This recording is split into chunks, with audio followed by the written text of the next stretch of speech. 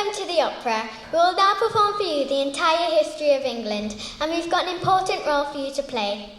England is a small nation containing many things, but most of all containing sheep. Did you know that in a hilly part of England called Cumbria, there are only 500,000 people, but there are 3 million sheep? When you see this sign, will you please make this noise? Once again and louder, please.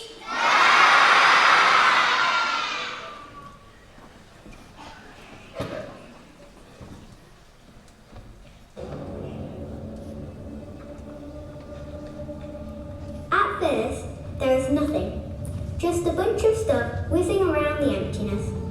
Then there's a spark and a big bang, and stuff literally goes all over the place. Bang! Ta-da! The universe is born.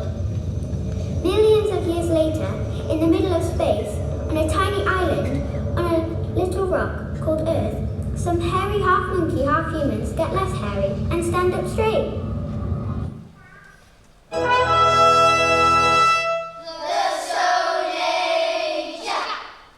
Then they learn how to make tools.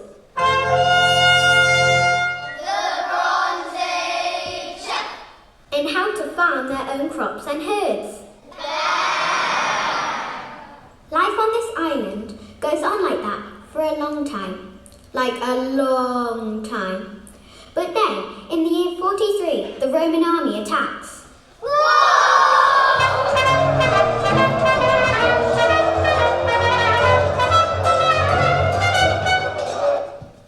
The Romans have better weapons, and they are way better at maths, so they win. On their newly conquered island, the Romans are super organised and build cities like London and Chester, where the composer of this opera was born. They also bring a new religion about a man who was trying to get everyone to stop killing each other, but then they killed him.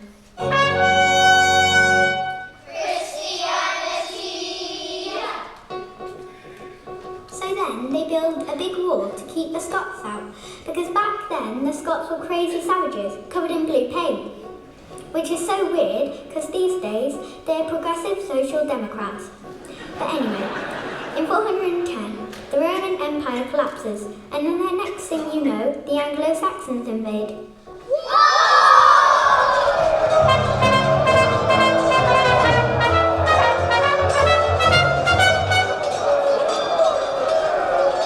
The Anglo-Saxons name the island England. The name sticks. And then the Danish invade. Oh no, not the Danish!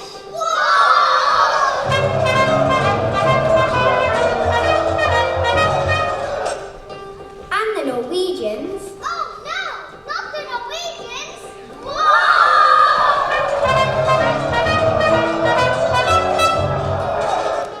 And the Swedes. Oh no, not the Swedes!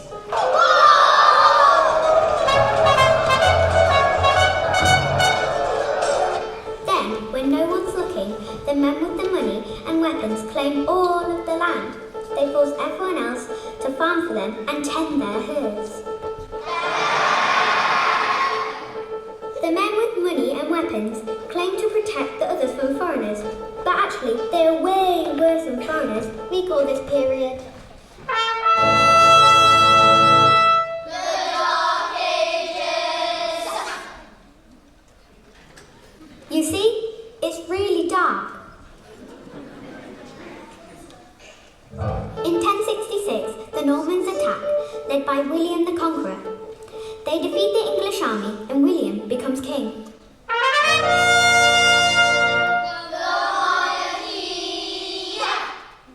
Oh yeah, I forgot to mention that. Before the Normans arrive, they make this new political system where everyone pretends that one child is chosen by God to be everyone else's ruler, even if they turn out to be a total weirdo. No, really, this really happens. How crazy is that?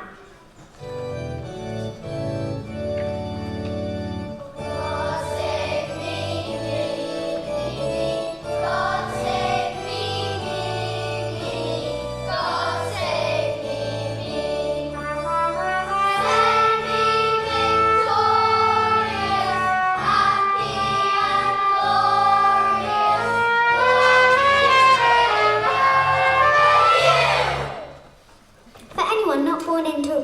of royalty. Life is really rubbish. One day, a trade ship arrives from China, carrying the plague. Poor people live in bad conditions, so the disease spreads quickly.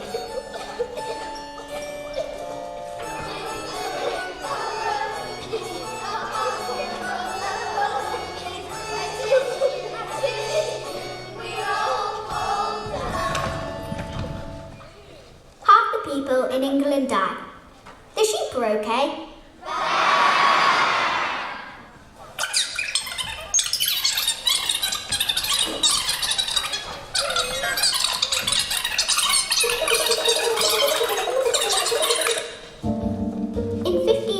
A king named Henry VIII wants a divorce from his wife, and the Pope says, No! And Henry says, Yes or else? And the Pope says, No way! And Henry says, Fine, I'm making my own church.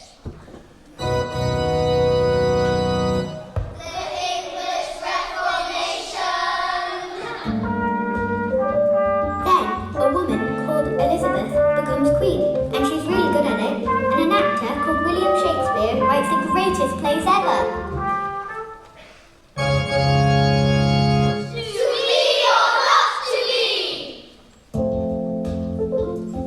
Elizabeth gets her men to build powerful ships, and with these ships, the men with money and weapons realise they can steal from the rest of the world.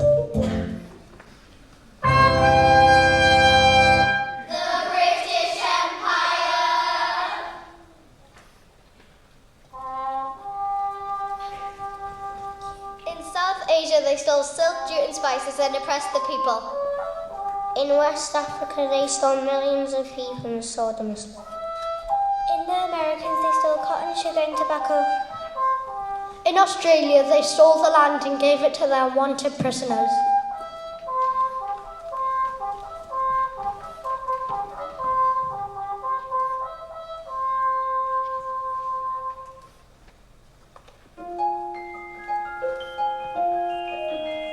All of this theft makes the men with money and weapons even richer.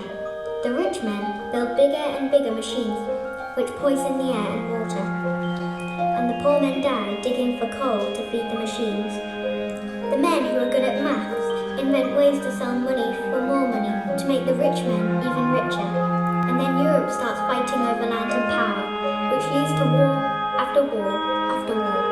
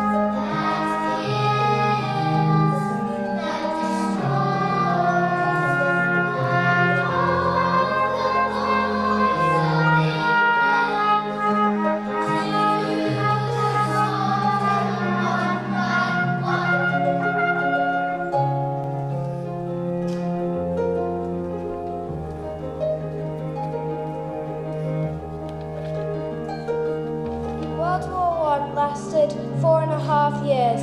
6 million people died. 8 million horses were killed in battle. 21 million people are wounded. It's hard to imagine how many people on horses are killed. World War II lasts 6 years. No one knows how many people really died, but it's somewhere between 60 and 80 million. This includes 20 million soldiers, 5 million prisoners, 8 million who starved to death, and 23 million civilians, and about 200,000 people from 2 nuclear bombs. World War II is the most deadly war ever.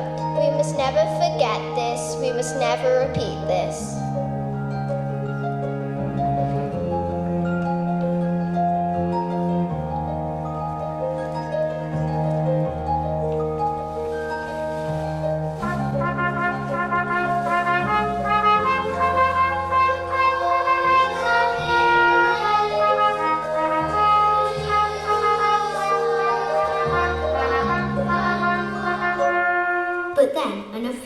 decide enough is enough.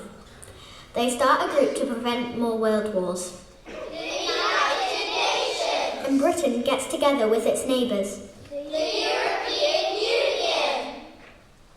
Freude, Freude, Freude, Freude, Freude, Freude, Freude, Freude, Freude, Freude, Freude, Freude, Freude, Freude,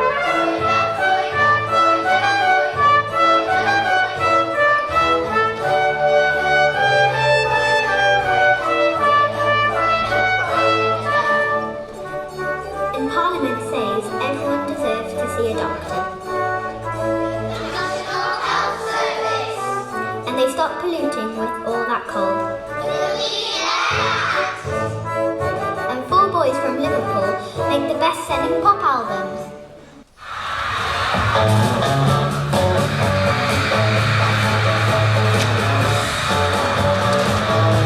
Well, take it up, baby, now. Take it up, baby. Twist and shout. Twist and shout. Come on, come on, come on, come on, baby, now. Come on, baby. And the Queen can no longer chop off your head. And an Englishman makes computers talk to each other. And the punks take over North London.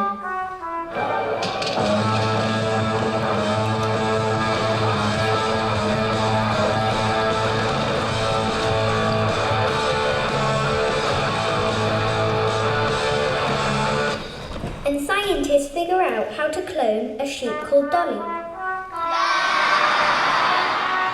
And Damien Hirst puts the sheep in a box and calls it art. But then, Britain says it wants to break up with the European Union.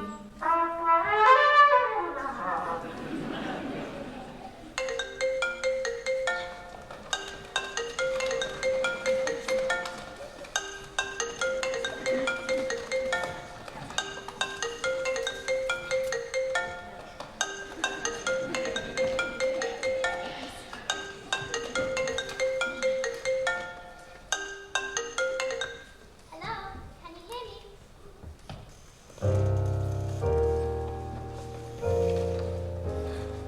Hello, can you hear me? Hello from the other side. Hello from the other side. Hello